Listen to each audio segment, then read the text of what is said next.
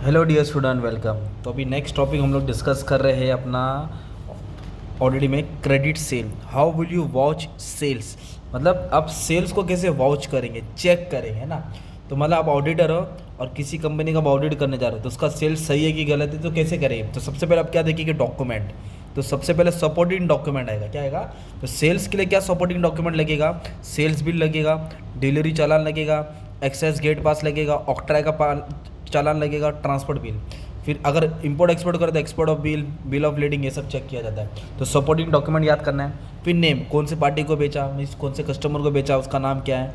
फिर डेट, कब बेचा, सीरियल नंबर, बिल का नंबर रहता है। सिग्नेचर, कौन साइन किया, सिग्नेचर और डिलीवरी चालान, डिलीवरी चालान पे प्रूफ होना चाहिए कि कब आया था माल, किसके सिग्नेचर पे आया था। फिर सबसे मेन टॉपिक इधर दिया अकाउंटिंग। तो auditor should see that credit sale are properly accounted, बराबर हिसाब किताब क्या है। Gross amount of sale should be debited to debtor account, है ना। क्योंकि अपन सेल किससे करते हैं, कस्टमर को क्या बोलते हैं, डेटर बोलते हैं ना। परचेस रहेगा तो क्रेडिटर, राइट। और डिस्क्लोजर मतलब कहाँ दिखाया जाता है, मतलब सेल्स को कहाँ दिखाया जाता है। तो शेड्यूल 3 के हिसाब से सेल्स को रेवेन्यू फ्रॉम ऑपरेशन में दिखाया जाता है। कहाँ दिखाया जाता है, याद करना है। सेल को कहाँ डिस्क्लोज किया जाता है, रेवेन्यू फ्रॉम ऑपरेशन। वहाँ बराबर शो हुआ है कि नहीं। कंप्लाई विद कंपनीज एक्ट, मतलब कंपनी के रूल्स के हिसाब से, रूल्स एंड रेगुलेशन एक्ट के हिसाब से पास किया है कि नहीं। और ऑडिटर रिपोर्ट में कैसे इसको शो किया, इंटरनल कंट्रोल क्या सेल पे। तो ये बेसिक पॉइंट है। सेम पॉइंट ना तुमको जो सेल्स का है ना, सेम पॉइंट परचेस का लिखने का है। सेम पॉइंट किसका लिखने का है। तो how will you watch credit purchase.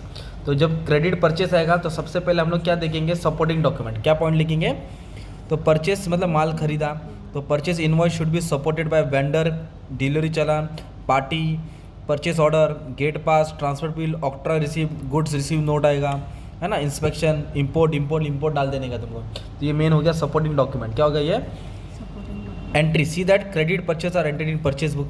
Cell है तो सेल बुक में जाएगा, परचेस है तो परचेस बुक में जाएगा। इंटरनल चेक, कंपनी के अंदर का system. Examine the system of internal check in the operation, मतलब परचेस हो रहा है, स्टोर में आके माल रखा जा रहा है, तो उसके ऊपर कौन चेक कर रहा है, कैसे चेक हो रहा है, उनका इंटरनल कंट्रोल सिस्टम कैसा है। फिर अपन चेक करेंगे टोटल कास्टिंग, क्या चेक करेंगे, क्या टोटल अमाउंट है, क्या कास्टिंग अमाउंट है। फिर बाद में तुम लोग ने ये भी पॉइंट सब ऐड कर देने हैं, कौन सी पार्टी से माल खरीदा, कब खरीदा, क्या सीरियल नंबर था, क्या बिल नंबर था, डिलीवरी चालान। ये पॉइंट भी सेम तुमको लिख देने का इसमें, ठीक है।